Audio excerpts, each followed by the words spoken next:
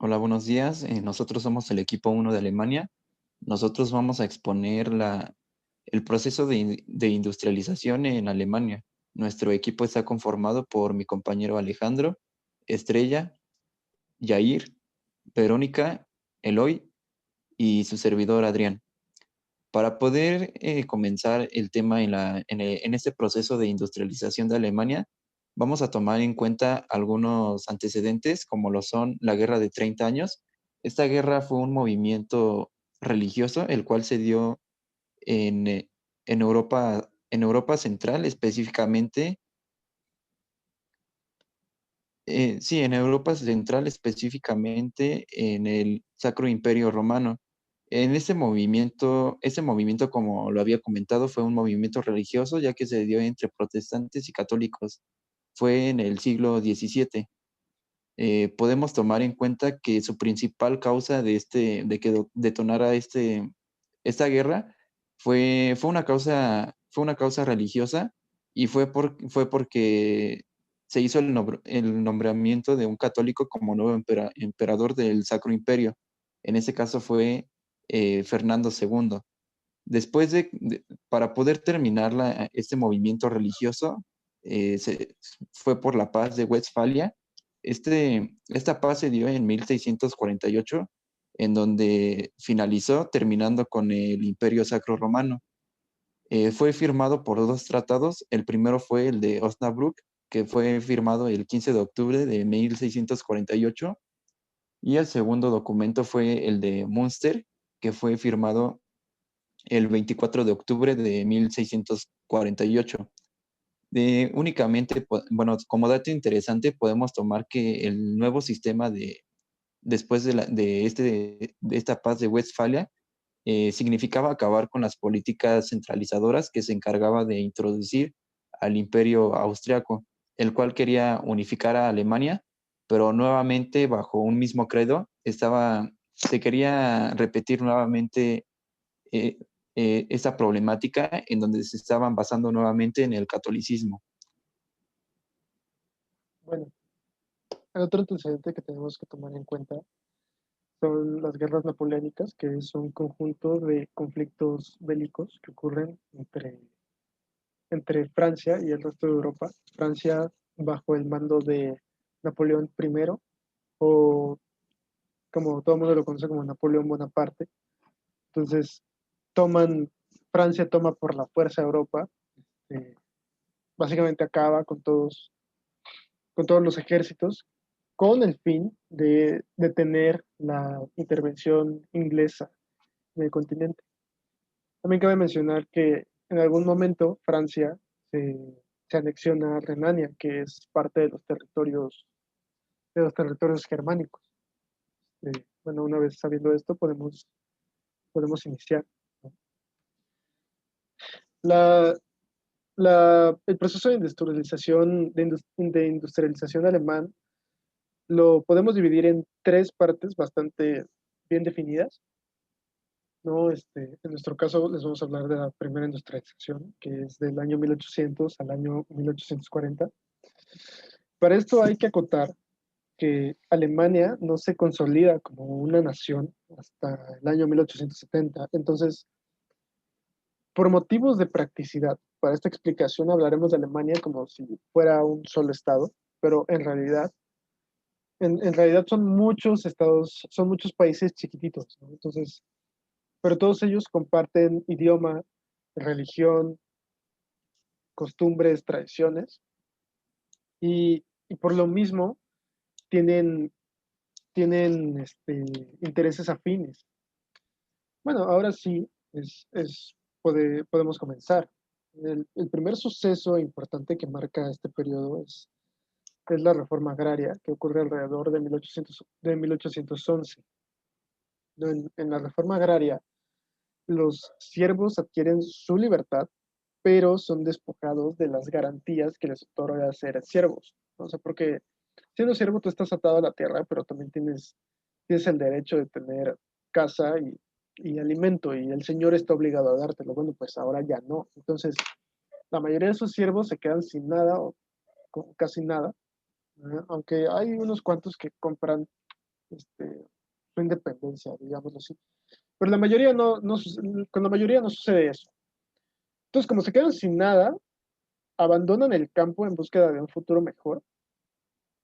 Y en esta búsqueda, que podemos decir que la encuentran para los estándares del siglo XIX, pues genera una explosión demográfica, ¿no? Una revolución demográfica en el cual en el, en el plazo de unos 50 años la población alemana se multiplica por 10, por 15, por 20 veces. Por otro lado tenemos a los terratenientes, que también son conocidos como Junkers. Los terratenientes, al igual que en el caso inglés, empiezan a acumular tierras y, ¿no? Y aprovechan el excedente de producción para acumular capital. Eso es lo que Marx llama la acumulación original.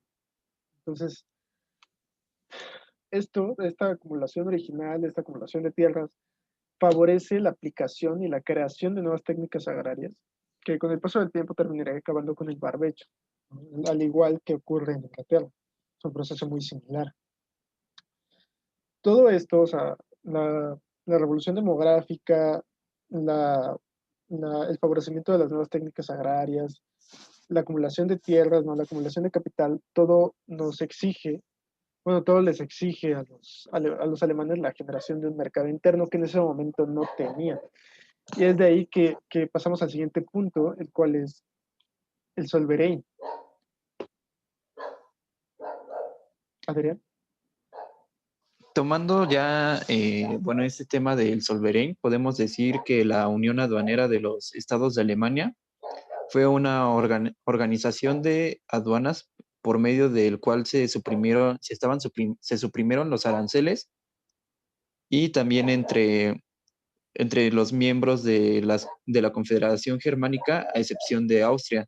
También podemos tomar en cuenta a Napoleón I, el cual en el Solverein impuso los principios del Código Civil francés en la Conferencia del Rin.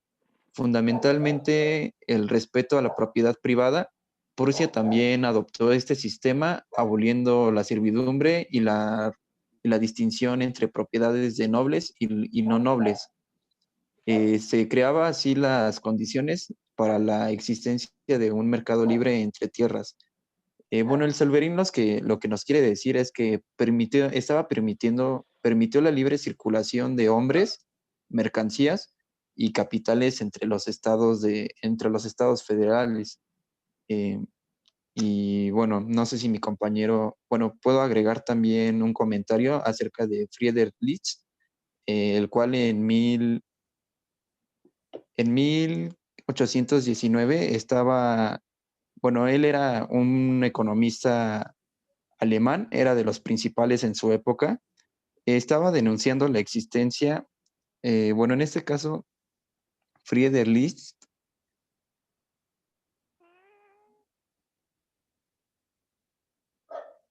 Bueno, pues como estaba diciendo, como estaba mencionando mi compañero, el Solverein es un proceso que es iniciado por Prusia en 1818, ¿no? Donde empieza a disminuir los aranceles y las regulaciones aduanales en sus fronteras. Este proceso lo lleva a la Confederación de Estados Germanos. O sea, estas ideas las lleva a la Confederación de Estados Germanos y es ahí donde donde propone una unión aduanal, ¿no? Pero la condición es que Austria no entre, porque Austria y Prusia siempre fueron rivales, porque eran los dos reinos más poderosos de estos estados germanos. Entonces, al principio los demás estados se oponen, ¿no? Pero se oponen a dejar fuera a Austria, porque finalmente Austria es parte de ellos, comparte el mismo idioma, excepto la religión. Pero finalmente ceden ante los deseos de Prusia porque el Solverein es viable sin Austria, pero no lo es sin Prusia, porque como podrán observar, Prusia tiene la salida al mar más grande, ¿no? Es uno de los estados más grandes y por eso no te puedes negar a sus deseos. Esta unión aduanal, esta eliminación de aduanas internas entre todos estos estados, conforma un mercado interno, el mercado interno que era tan necesario, ¿no? Y pues nada, con la conformación del mercado interno, claro que hubo problemas porque los distintos estados, aunque sí tienen intereses afines, también discrepan en varias cosas, ¿no? Una de ellas es, por ejemplo, los estados del norte querían unos aranceles bajos, ¿no? O sea, querían una política exterior abierta, ¿no? De apertura, porque querían exportar, ¿no? Todo el estado del norte, todos los estados del norte. En cambio, los estados del sur pedían una política proteccionista para no tener que competir con las importaciones de bienes, ¿no? Esto lleva a que ya, ya en unos años, en estos años, se establezcan dos monedas, el gulden, que es la moneda del sur, y el talero, que es la moneda del norte.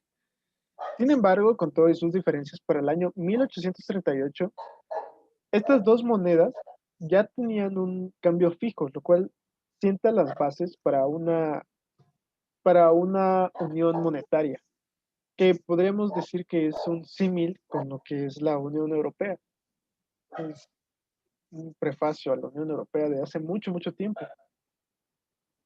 Pero pues bueno, o sea, con un mercado interno necesitas transportar tus bienes, o sea, necesitas facilitar el intercambio de cosas. Y esto nos lleva a que al final de la década de 1830, el Estado impulsa las primeras inversiones con capital privado en vías ferroviarias y las impulsa otorgando tasas de interés mínimas. ¿No? Básicamente está regalando dinero. Y como es natural, los inversores invierten y todos se benefician. Es un ganar-ganar. Entonces, Adrián. Sí, en este caso únicamente para retomar la idea que hace rato estaba comentando acerca de Friedrich, la cual fue en 1819. Este personaje que fue muy importante en su época era un economista, como ya lo había comentado, de los más importantes en Alemania. Tenía esta idea, defendía la necesidad de que se unificaran los aranceles para que toda Alemania, con el fin de proteger su naciente industria frente a la Inglaterra, que inundaban los mercados europeos con sus productos que eran elaborados por una industria muy moderna en plena expansión de su revolución industrial.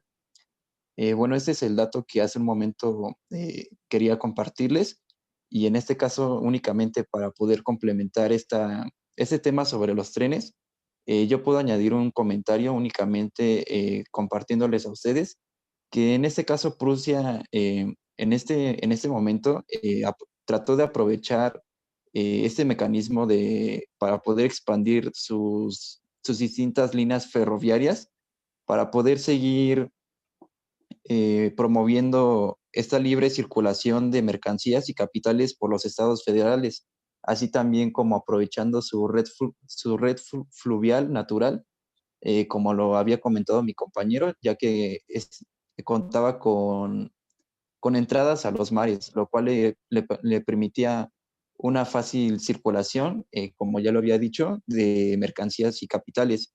En ese caso, por nuestra parte, esto sería todo acerca de la primera etapa de esta industrialización de Alemania. Le estaríamos pasando la palabra a nuestras compañeras Linda Estrella e Indra, que les estarán explicando eh, algunos temas acerca de la segunda etapa de esta industrialización.